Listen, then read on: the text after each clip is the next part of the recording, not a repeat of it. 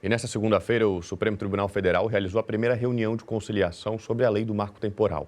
E o que for decidido em Brasília vai ter impacto direto, aqui no estado, nas terras indígenas da região de José Boatê. O Moisés Stucker chega ao vivo com as primeiras informações para a gente. Oi, Moisés. Oi, Lucas, exatamente, né? Afeta diretamente o povo indígena que vive aqui nas terras no Alto Vale do Itajaí, ali em José Boatê. Então foi realizada essa primeira audiência que trata justamente sobre a lei do marco temporal. A primeira terra indígena, então, a ser afetada pela lei é justamente a terra Ibirama-Laclanhô e também a terra Xoclém, onde vivem os povos, né, o Xoclém e o Laclanhô. Caso não chegue a nenhum acordo, ou seja, essa terra aí vai perder parte do território atual. Vamos acompanhar o que disse o ministro do Supremo Tribunal, Gilmar Mendes, a respeito do assunto. Independentemente do resultado das discussões travadas nesta comissão, como já foi dito pelo ministro Barroso, seu conteúdo será submetido ao crivo do plenário do Supremo Tribunal Federal. E esta Corte já comprovou, sobretudo nos últimos anos, que não hesita na proteção dos direitos fundamentais.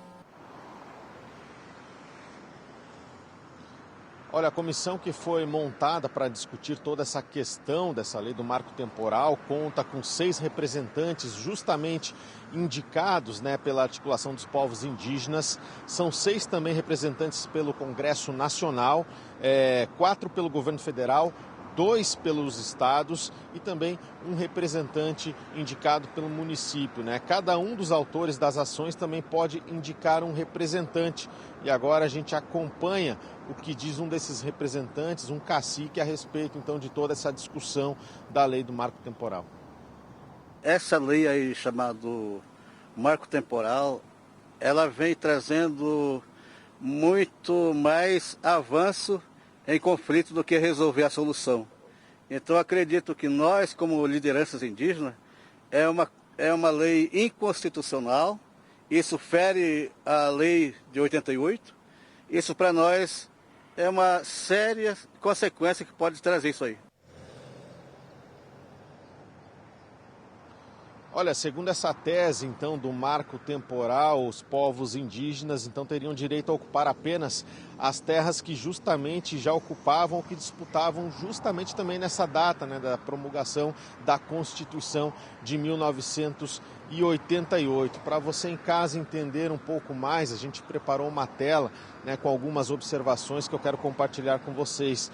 Em 2023, o STF decidiu que a data não pode ser utilizada para definir a ocupação tradicional da terra pelas comunidades indígenas. Em dezembro daquele mesmo ano, do ano passado, em 2023, o Congresso Nacional editou a Lei número 14.701/2023 e reestabeleceu justamente o marco temporal, antes da decisão do STF ser publicada nesse caso. Foram apresentadas 4 ações questionando a validade da lei e uma pedindo que o STF declare a sua constitucionalidade. Ou seja, em abril também deste ano de 2024, o ministro Gilmar Mendes determinou a suspensão de todos os processos judiciais que discutiam essa questão da lei do marco temporal.